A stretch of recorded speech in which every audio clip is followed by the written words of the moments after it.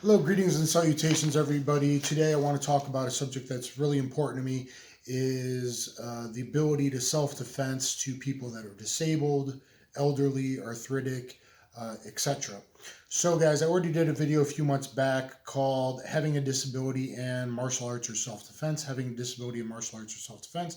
Please look that up, Catch-Jitsu.com. Today, I want to go into further about what firearms I would recommend. This includes revolvers, pistols, and then more home defense, car defense, more able firearms. So I'm going to talk about all those coming up. So everything kind of depends on your disability. So even if you don't have a disability, guys, listen up so you can give a pretty sound advice to friends, family members, etc. A lot of people have disabilities that nobody knows about. I have lupus. Someday my kidney, liver, or God knows what will fail me. I've had a large, weird tumor grow in my skull before, and deal with all kinds of ailments that people don't realize based on the lifestyle. I still do my best to do and put out information that helps good people. Stay safe, which is everyone's natural God or universe or whatever you want to call it, given right. Everyone has that right, and when there's disparity of force, the great equalizer is the only thing that protects a disabled older grandma from being able to protect herself from a bunch of young 15-year-old thugs that put bullets in people's heads to join gangs, or protect a 100-pound female from getting gang raped. The great equalizer is the only thing. Martial arts helps. You should know that too. Obviously, I provide that, but the great equalizer is called that for a reason. And to anyone that wants to take that away is basically saying a disabled person or an elderly person does not have right to self-preservation or the preservation of their loved ones. So, beginning with pistols, revolver versus pistol or autoloader. Kind of depends on what ailments you have. Certain revolvers have long double action triggers. That may be hard to master. The LCR is a little easier, the Ruger LCR, but other revolvers have a long double action trigger pull. So that may be something that's difficult. However, it's easier for a non-gun person to understand, to load, unload, swap out the cylinder, and know if it's loaded or not. It may be very much easier to load versus racking the slide and knowing how to manipulate the magazine, racking the slide, safeties, etc. on an auto loader or a pistol. So revolvers might be the option because of that simplicity, concealability, and it's not going to limp wrist like autoloaders tend to do on people that are disabled and maybe don't have good wrist strength, and they're scared and they're not necessarily a firearm person, they're old or whatever. I have very bad curled hands from my SLE, lupus, and ligaments, and whatever. Now I have still tremendous grip strength because I used to be an athlete and I trained as an athlete, and I still do my best to train with professional fighters and things of that nature. But that doesn't mean now, after even just shooting 9mm and a little bit of 45 last night, that I'm not all swollen and have a lot of inflammation. So, depending on your disabilities, if you're in a wheelchair, if you have one limb, if you have a half a limb, if you have a hook, etc., is really going to depend on what you want to go for.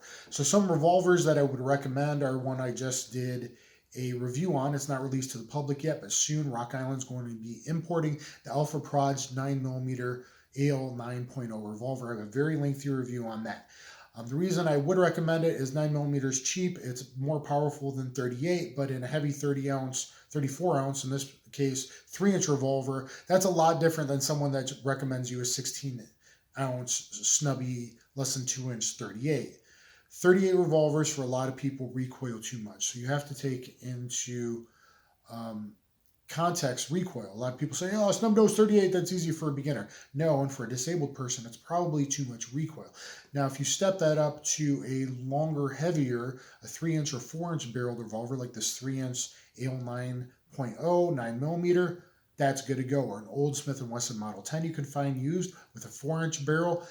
That's much heavier, especially with a bull barrel. That's easier to handle, a little less easy to conceal and maneuver, perhaps, depending on how you carry or what your disabilities are, or if you're confined to a wheelchair, etc. But you have to take into account recoil. So a lot of the other revolvers I'm going to recommend are in smaller than 38 caliber for that reason. The LCR is very popular. There's a 5-shot lightweight carry revolver, LCR, Ruger LCR, but it has a much smoother, easier double action trigger. Usually it's 5 shots in 38, but you can get 6-shot, same size, and 327 Federal Magnum. Now that's a good round with the best bullets, gold dots, and etc., but might be too much recoil for a lot of disabled people. The great thing about that is you can load different 32s in that 32 H&R Magnum, 32 long, etc. The ammo is a little expensive, but 32 H&R Magnums still get very good penetration. When you get to under 380 and even 380, not going to get good penetration and expansion, so they're not the best man stoppers, if you will, unless you get very lucky with good shot placement. But 6 shots at 327 Magnum isn't bad, so look at your LCR. It's also the easiest double action trigger. Charter Arms has a professional. Now, it's probably hard to find. I don't think they've made them in great numbers. They just came out, announced at SHOT Show the 6-shot 357 Magnum, but they have the 3-inch barreled professional with a fiber optic front sight, beautiful coating, really a beautiful revolver, 7-shot 32 H&R Magnum. So, yeah, 7 shots, I believe. So 7 shots in that's pretty good firepower as far as revolver is concerned. Next up is Taurus is reintroducing kind of a 1942. It's a 942 snubby based on the 856, same frame, but instead of 6 shots of 38, it is 8 shots of 22 Magnum. Now, rimfire is not as reliable as centerfire, but if you're going to go 22, try to avoid the long rifle, go to the Magnum, a little bit higher percentage going off in a revolver versus a pistol. A pistol, it may not fire, and then you got to deal with all that, and if you're disabled, that's going to be very hard. A revolver, you just pull the trigger again. Maybe one round didn't go off, maybe it will a second time as you go back around again. So if you're going to 22s, 22 Magnums better as far as penetration numbers are acceptable with certain ammo, like the gold dot actually expands, and I think it's like 15 inches in bare gel, probably like 11, 12 inches in real gel, but decent penetration, a little bit of expansion. 22 Magnum's not bad. So the new Taurus 942 8-shot 2-inch snubby, that's not bad. Smith & Wesson still makes the 351C or 351 PD, but these are really lightweight backup guns, more for retired cops.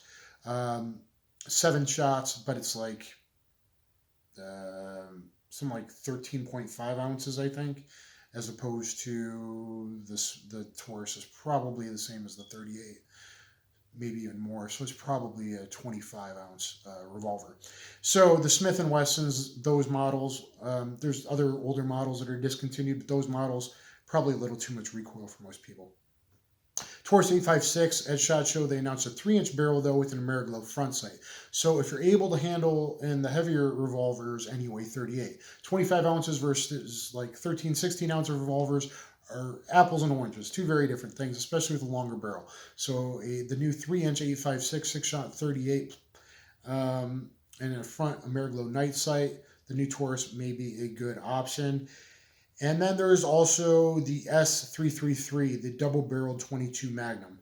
So it's 8 shots, but really only 4 because it shoots 2 barrels at a time, 22 Magnum. Now, they're not very long barrels.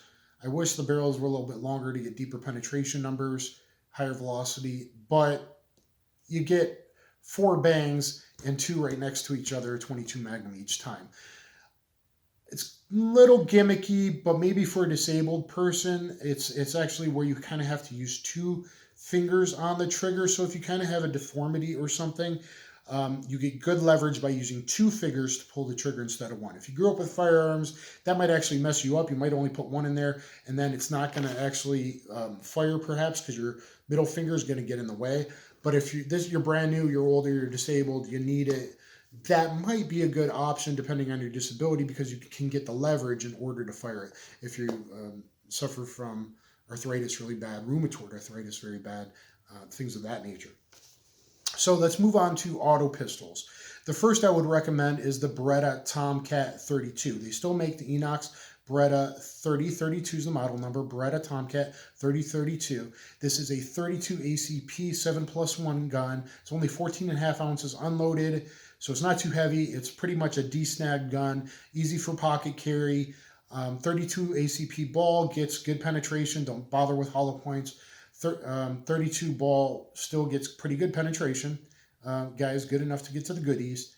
And it's a tip-up barrel. So this one's always been a favorite for people disabled in wheelchairs, whatever, because they may not have the hand strength to rack most slides, but you just hit a release button, it pops up the barrel, you load the magazine, you put one in the barrel, and the first one fires from the barrel chamber you loaded, and the rest fire up from the magazine. It's pretty unique. So the Tomcat in 32 ACP is definitely a very, very, very good option, and it's a beautiful pistol.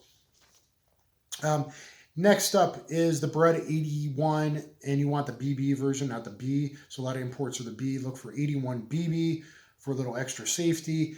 If you want higher capacity, you might even want both of these, because that's in 32 ACP, 12+1. Some just flooded the market. They're probably drying up already, the better shaped ones.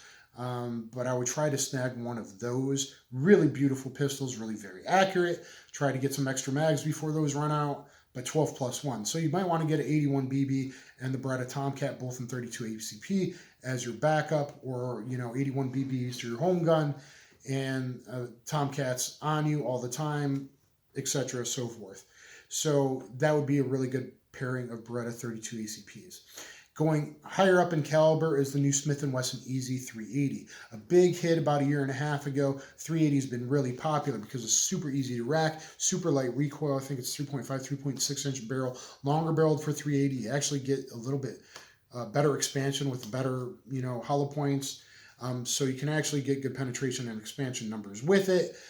It's just super easy to manipulate. External safety, some come without, but you could have external safety, and it's got a grip safety, but it's really easy to deactivate. And there's no trigger safety. It's not hinged trigger like the other M&Ps. So overall, a very good pistol for people. And it's a bigger size pistol, so maybe a bit better for home defense than some of the smaller carry pistols. Longer sight radius, easier to fire, etc. Now they just released it in 9mm. It still shouldn't recoil that much, so if you can handle the 9mm, get the 9mm. Far better ballistics, far cheaper ammo. If not, the 380 Easy is a lot better than something like what I just happen to have in my pocket, an LCP 380. Now to me, everyone complains about the recoil. To me, this does not recoil a lot because I got big mitts and I'm 240 pounds. But to a lot of people, these little pocket 380s recoil a lot, and therefore they're going to limp wrist and it's going to jam. You're not going to find that in the Smith & Wesson Easies.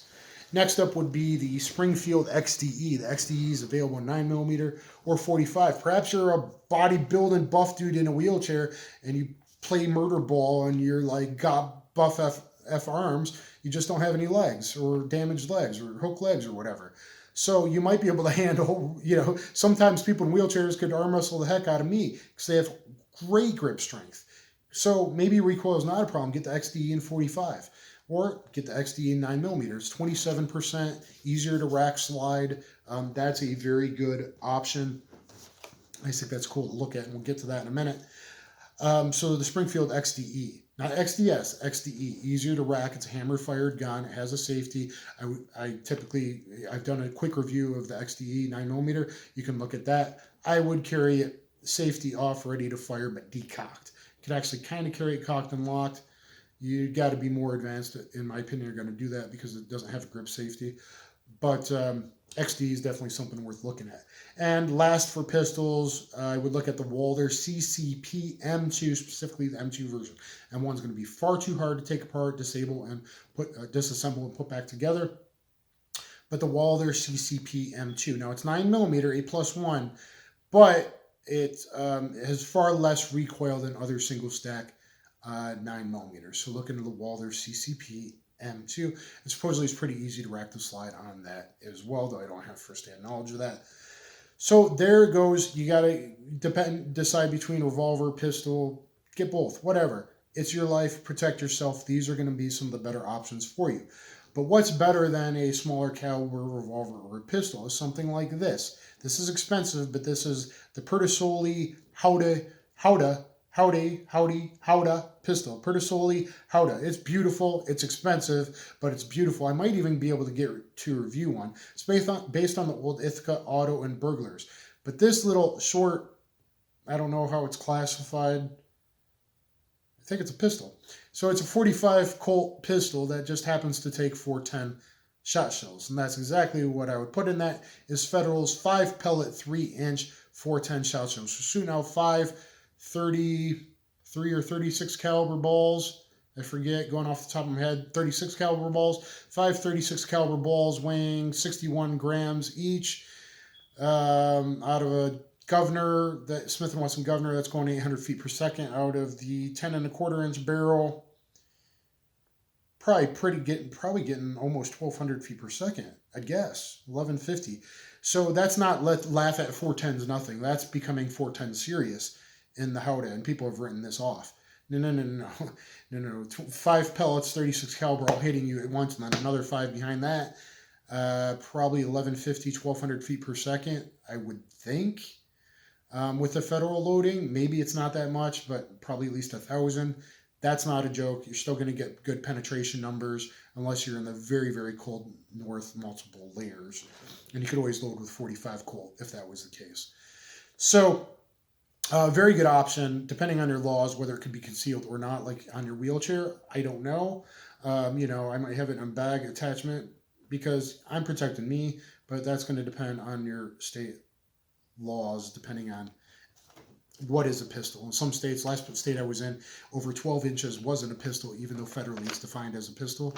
I think this is defined as a pistol, unlike the Shockwave, which is any other weapon, or not a weapon, not a shotgun.